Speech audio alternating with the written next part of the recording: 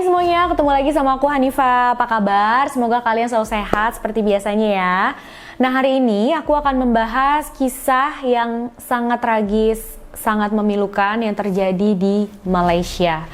Dan menurutku ini adalah salah satu kasus pembunuhan yang lumayan terkenal di Malaysia. Dan pasti kalian warga negara Malaysia pasti juga sudah sering ya mendengar kisah ini.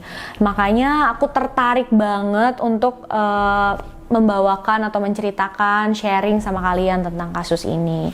Nah, kayak gimana ceritanya? Tanpa basa-basi lagi, langsung aja yuk kita bahas.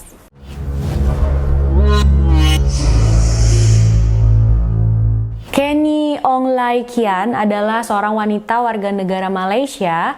Dia lahir di Ipoh, Perak, Malaysia pada tanggal 18 Juli 1974. Ibunya bernama Pearly Vaswanathan dan ayahnya bernama Ong Bi Jeng. Dia mempunyai satu saudara perempuan yang bernama Elsie Ong. Dan sejauh info yang aku dapat, Kenny Ong ini berasal dari keluarga yang normal aja, keluarga harmonis dan bahagia seperti keluarga pada umumnya. Pada tahun 1995, Kenny Ong meninggalkan Malaysia untuk menempuh pendidikan di San Diego, California, Amerika Serikat. Dan setelah lulus, dia mendapatkan pekerjaan sebagai analis dalam bidang IT di sana. Di sana, si Kenny Ong ini juga bertemu dengan seorang pria bernama Brandon Ong yang mereka berdua tuh akhirnya pacaran dan menikah. Tapi pada tahun 2003 ayahnya Kenny didiagnosis menderita penyakit kanker. Dan saat itu juga setelah mendengar beritanya, Kenny langsung berpikir, aduh aku harus nih balik ke Malaysia untuk menemui ayahku. Karena memang Kenny Ong ini dikenal sebagai orang yang sangat menyayangi keluarganya. Dia selalu mementingkan kebutuhan keluarganya dibanding hal lain. Kenny pun akhirnya datang ke Malaysia, tapi dia datang sendirian, tidak dengan suaminya. Suaminya tuh tetap di Amerika. Dan saat dia sampai di Malaysia, dia tuh langsung cepat-cepat ke rumah sakit untuk menemui ayahnya. Dan memang waktu-waktu Kenny selama di Malaysia itu dihabiskan sama dia kebanyakan ya untuk menemani ayahnya di rumah sakit. Sampai akhirnya ayahnya itu sudah selesai menjalani operasi, operasinya berjalan dengan lancar. Dan saat itu Kenny sangat bahagia pastinya, dia langsung berpikir, oke, kayaknya ini udah aman ya aku untuk balik lagi ke Amerika. Tapi sebelum dia balik ke Amerika, di malam terakhir dia di Malaysia, dia mengadakan satu makan malam perpisahan gitu ya teman-teman di sebuah restoran di Bangsar Shopping Center, Kuala Lumpur. Makan malamnya itu diadakan pada tanggal 13 Juni 2003 dan Kenny mengundang teman-teman dekatnya juga ibunya untuk hadir di makan malam itu. Malam itu Kenny dan ibunya datang barengan pakai satu mobil, pakai mobil ibunya, tapi mereka datang telat gitu loh. Jadi mereka pun buru-buru untuk cari tempat parkir.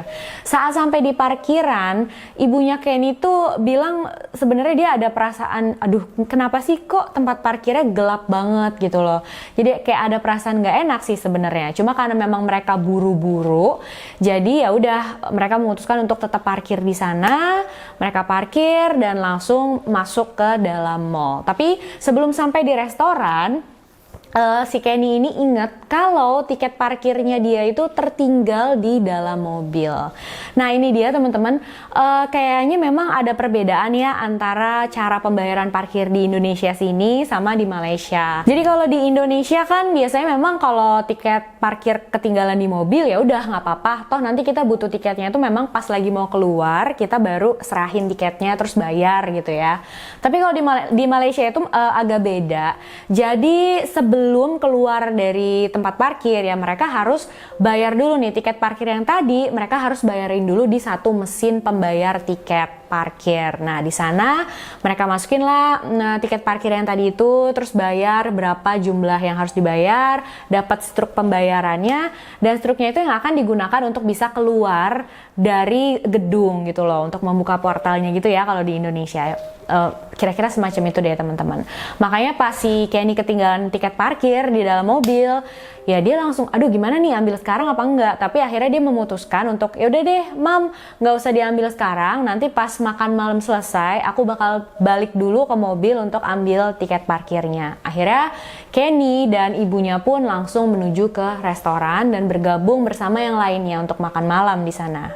Menurut teman-teman dan keluarganya, Kenny malam itu terlihat sangat bahagia. Gimana enggak ya teman-teman, dia itu baru tahu kalau ayahnya berhasil menjalani operasi, ayah bisa dibilang sudah sembuh gitu ya. Dan dia pun sebentar lagi bakalan ketemu sama suaminya. Nah, karena Kenny baru ketemu lagi sama teman-temannya dan pastinya Kenny masih kangen sama mereka, masih pengen menghabiskan waktu lebih banyak lagi bersama mereka malam itu, di malam terakhir dia di Malaysia.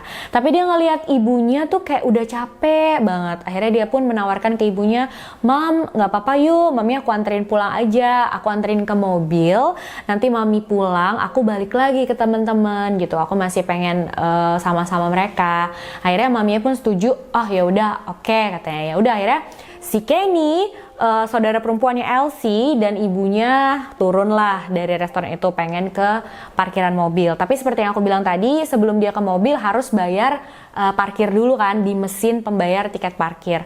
Tapi saat mereka lagi antri, si Kenny tiba-tiba inget nih, oh iya tiket parkirnya kan tadi aku ketinggalan di dalam mobil gitu loh. Akhirnya si Kenny bilang ke ibu dan saudara perempuannya kalau, sebentar ya, kalian tunggu di sini aja, aku pengen ambil tiket parkir, tadi kan ketinggalan dalam mobil, aku cepet-cepet kok, kalian tunggu di sini aja. Akhirnya Kenny langsung cepet-cepet lah ke parkiran gitu loh untuk ambil tiket yang ketinggalan itu. Tapi setelah hampir 20 menit Kenny nggak balik-balik juga. Akhirnya saudara perempuannya si Elsie itu dia langsung telepon ke handphone Kenny. Coba telepon tapi nggak diangkat-angkat sama Kenny. Terus ibunya juga coba telepon, nggak diangkat-angkat juga sama dia. Dan karena khawatir, ibu dan saudara perempuannya langsung nyamperin lah ke parkiran. Tapi saat mereka sampai di sana, mobilnya itu udah nggak ada dan mereka juga tidak bisa menemukan Kenny. Pastinya mereka panik dong dan mereka pun balik lagi ke restoran. Mereka ngomong sama teman-teman lainnya dan mereka semua coba telepon ke handphonenya Kenny, tapi Kenny nggak jawab-jawab, malahan langsung dialihin ke voicemail. Dan gak lama setelah itu, setelah ditelepon berkali-kali langsung dialihkan ke voicemail, tiba-tiba handphonenya Kenny bener-bener mati, nggak bisa dihubungin sama sekali. Firasat nggak enak langsung muncul saat itu di pikiran ibunya, saudara perempuannya, dan teman-temannya Kenny. Karena ini sama sekali nggak kayak Kenny. Dia nggak mungkin tiba-tiba pergi aja kayak gitu, nggak jawab-jawab telepon, nggak ada kabar sama sekali. Apalagi di saat ibunya lagi nungguin dia gitu kan. Nah, Pearly, sang ibu memperhatikan kalau di area parkiran itu banyak kamera CCTV. Dan akhirnya mereka pun memutuskan untuk mendatangi petugas security mall.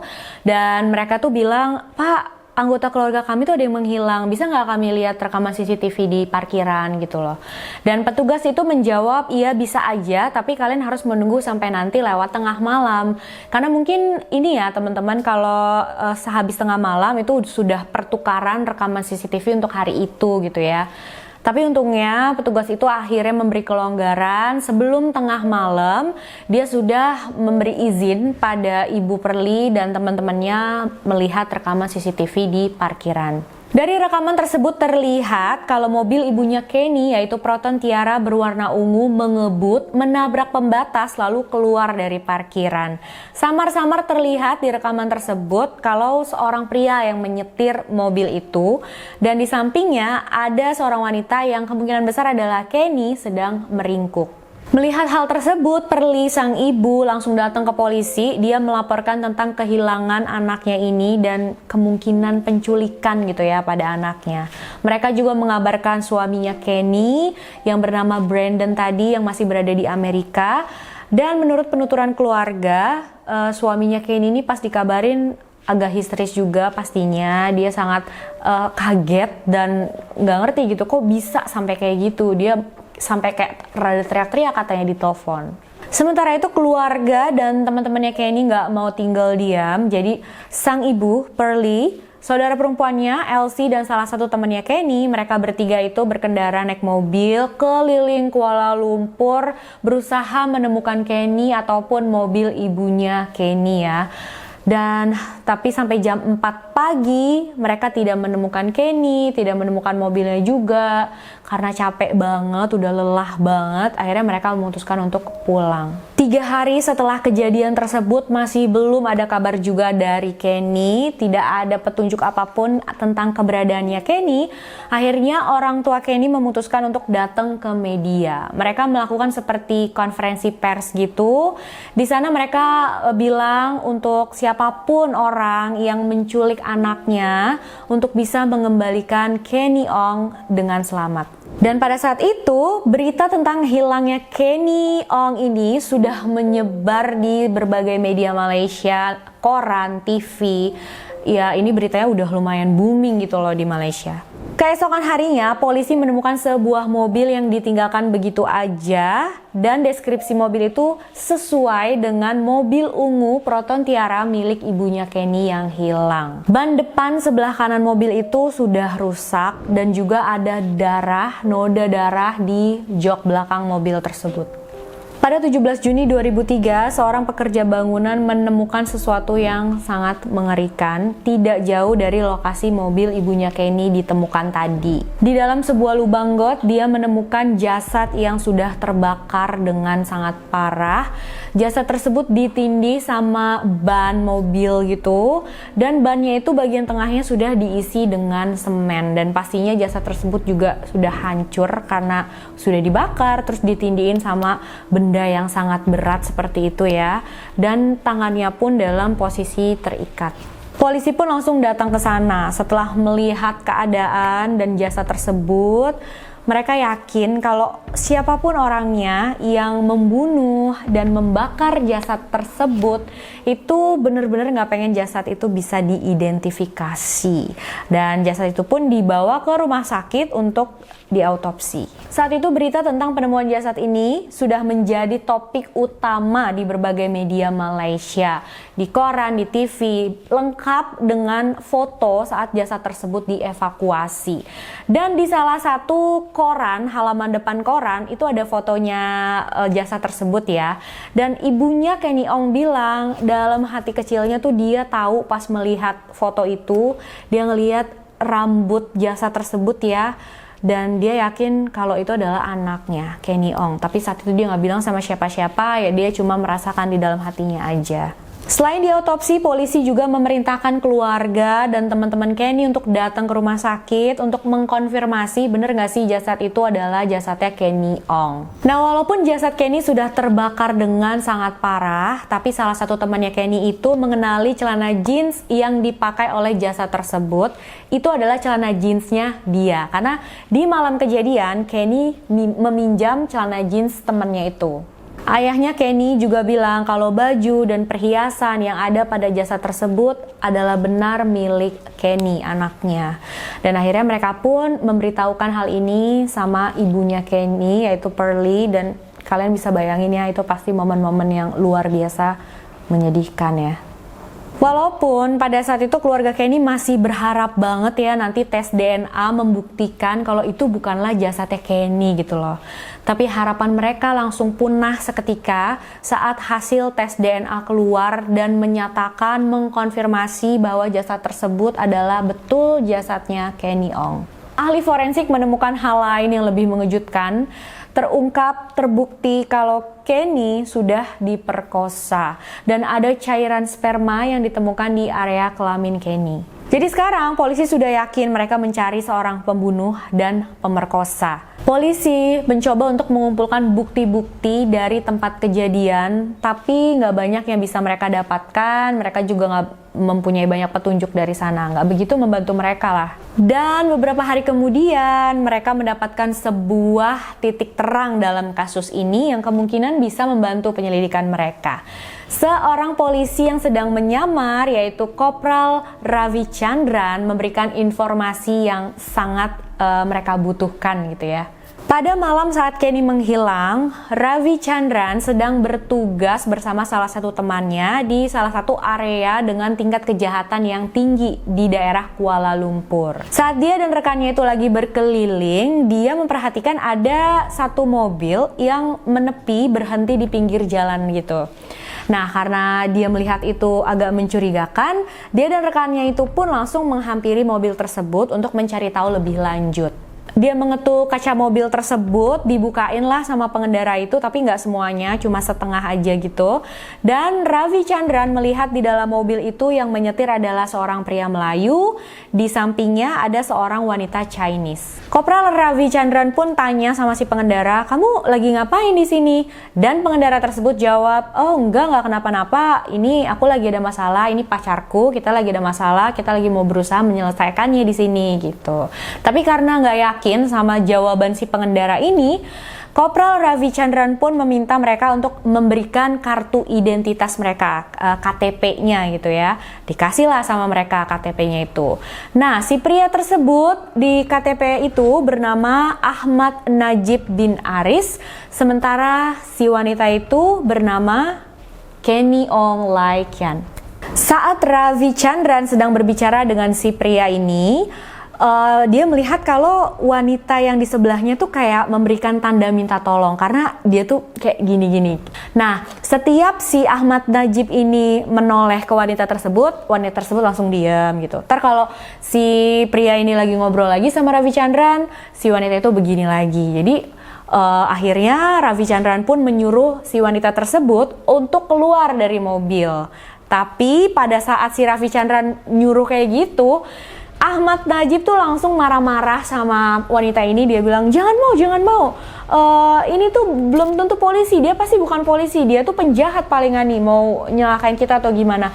Dan akhirnya si Ravi Chandran tahu gitu kan, kayak udah ada feeling, wah nih dia mau kabur nih kayaknya. Ditembaklah ban depan sebelah kanan mobilnya itu sama dia. Tapi walaupun sudah ditembak, Ahmad Najib ini tetap menyetir dan ngebut langsung pergi. Terus si Ravi Chandran yang saat itu sedang mengendarai motor, dia dan rekannya langsung naik motornya juga, berusaha mengejar Ahmad Najib, berusaha mengejar mobil itu. Tapi mereka nggak berhasil dan akhirnya Ahmad Najib dan Kenny Ong hilang begitu saja di tengah malam itu. Tapi untungnya kartu identitas mereka berdua itu masih dipegang sama Kopral Ravi Chandran. Dan akhirnya polisi pun langsung melakukan pencarian besar-besaran untuk Ahmad Najib bin Aris yang kemungkinan adalah tersangka penculikan dan pembunuhan pada Kenny Ong. Tapi polisi juga melakukan pencarian tersebut dengan sangat hati-hati karena mereka nggak mau ya sampai tersangkanya itu merasa kalau dia memang sedang diawasi, dia sedang dicari, terus dia tiba-tiba kabur gitu dan mereka kehilangan tersangkanya. Jadi pada saat itu polisi memutuskan tidak membagikan ke publik kalau mereka sedang mencurigai Ahmad Najib bin Aris. Dan setelah dilakukan investigasi, ternyata alamat yang dicantumkan Najib di KTP-nya itu adalah alamat palsu. Jadi ya pas polisi samperin ke alamat yang tercantum itu, mereka nggak berhasil menemukan Najib. Tapi mereka punya cara lain. Jadi mereka itu mencari namanya Najib di dalam data jaminan sosial nasional, juga di data pernikahan warga mereka. Ternyata di sana terdaftarlah namanya Najib ini, dia itu sudah menikah dan dia bekerja sebagai pembersih kabin pesawat. Polisi berhasil melacak tempat bekerja istrinya Najib, yaitu di sebuah bank di mana istrinya bekerja sebagai clerk di sana. Dan karena hal yang aku bilang tadi, polisi tidak mau menakuti tersangkanya, terus tersangkanya kabur dan mereka jadi nggak bisa menangkap dia gitu ya. Akhirnya polisi memutuskan untuk nggak langsung mendatangi istrinya Najib terus tanya-tanya sama dia, tapi mereka mengamati istrinya Najib ini selama beberapa hari. Mereka mengikuti istrinya ini pulang kerja gitu ya, ke rumah, dan akhirnya mereka tahu nih rumahnya Najib. Tapi saat mereka di sana pun mereka nggak melihat keberadaannya Najib. Mereka tetap mengamati ya di sana selama beberapa hari, sampai akhirnya di suatu pagi Najib itu pulang keluar dari taksi dan dia mau menuju ke dalam rumahnya. Nah saat itulah polisi langsung samperin dia dan menangkap dia atas tuduhan kemungkinan penculikan dan pembunuhan pada Kenny Ong. Pada tanggal 20 Juli 2003, Ahmad Najib bin Aris dibawa ke kantor polisi Petaling Jaya untuk diinterogasi. Kasus ini kan memang mendapat perhatian yang luar biasa ya dari media dan dari warga Malaysia juga.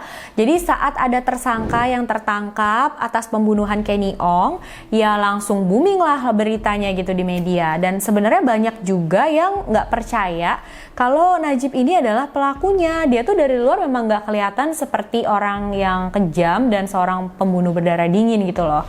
Apalagi para tetangganya dia tuh kayak nggak percaya banget. Karena Najib ini sangat aktif dalam kegiatan masyarakat, dia aktif juga di masjid, dan dia juga kalau misalkan tetangganya nikahan gitu ya, dia selalu ngebantu. Kalau tetangganya ada urusan apa-apa, dia tuh biasanya selalu membantu. Jadi benar-benar nggak terlihat seperti seorang pemerkosa, apalagi pembunuh.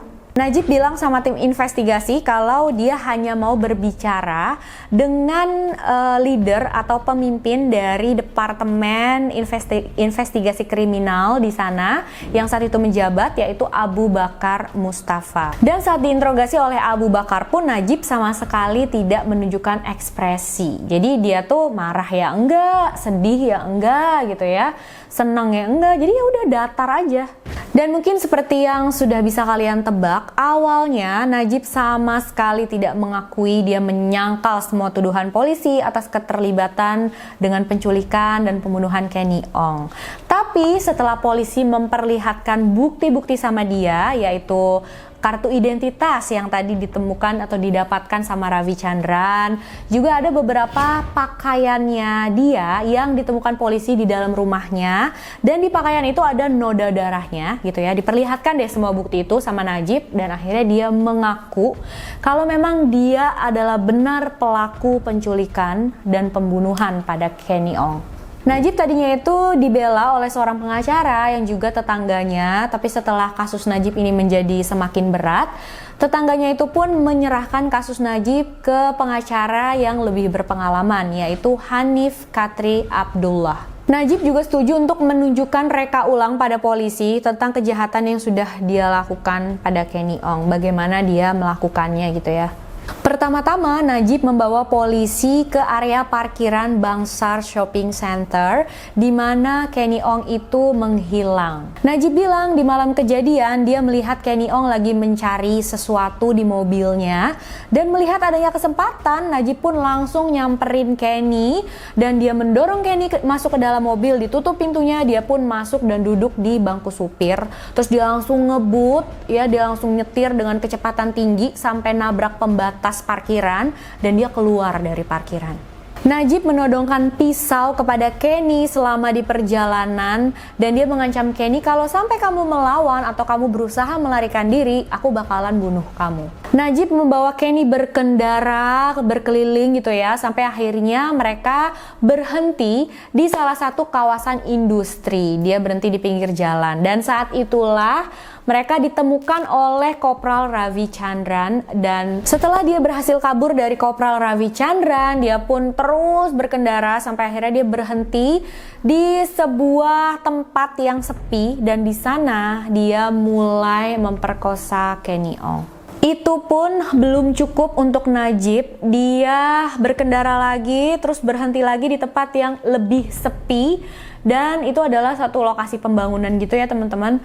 Dan di sana Najib memperkosa Kenny Ong lagi untuk kedua kalinya. Setelah selesai, Najib menusuk perut Kenny sebanyak 2 kali. Najib bilang sama polisi kalau saat itu dia panik dan berusaha memikirkan gimana nih caranya untuk melenyapkan Kenny gitu ya. Akhirnya dia pun menyeret Kenny keluar dari mobil dan meletakkan Kenny di balik kayak pembatas beton gitu ya yang memisahkan jalan raya dan lokasi pembangunan.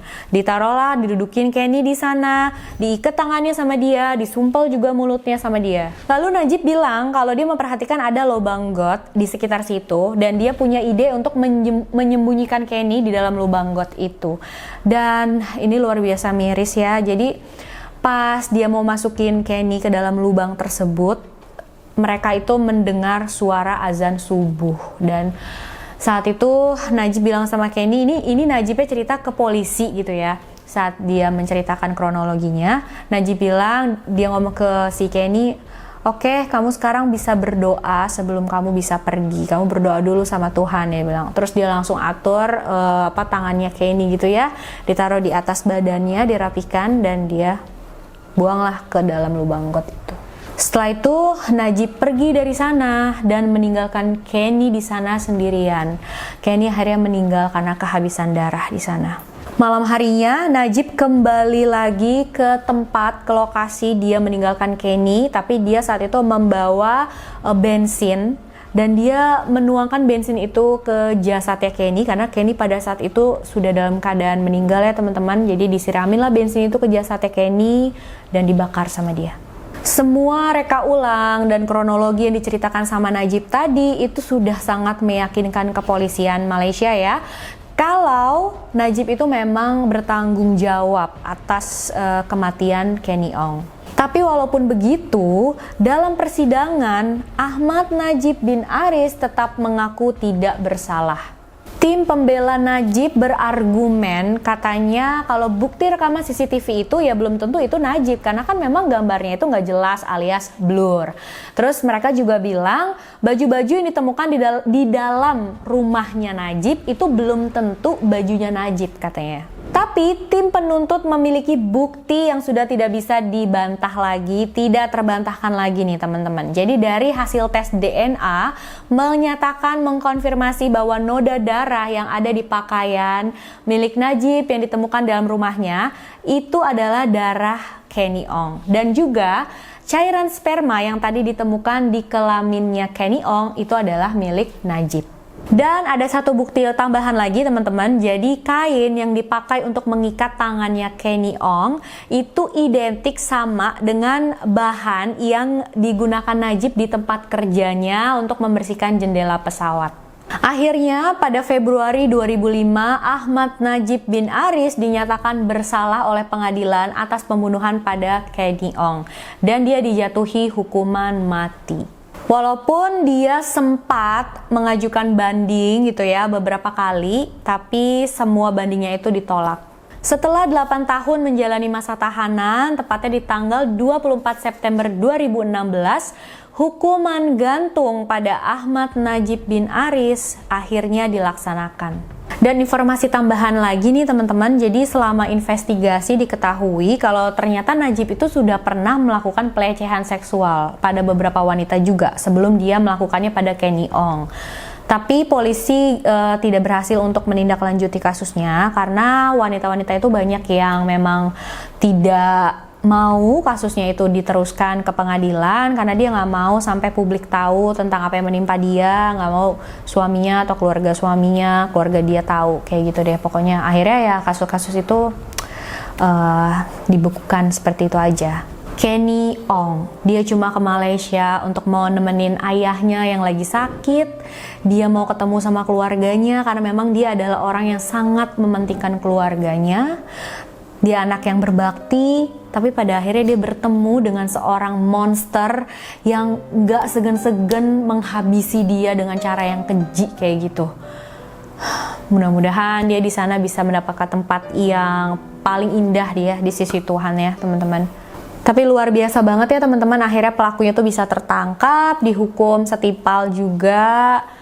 Ya, itu dia tadi teman-teman kisah kita untuk video kali ini. Semoga ada pelajarannya yang bisa kita petik dari sini. Kalian tetap berhati-hati dimanapun berada. Jangan lupa like video ini, komen ya apa pendapat kalian tentang kasus ini karena aku pengen banget tahu. Dan share video ini sebanyak-banyaknya. Terima kasih, dadah.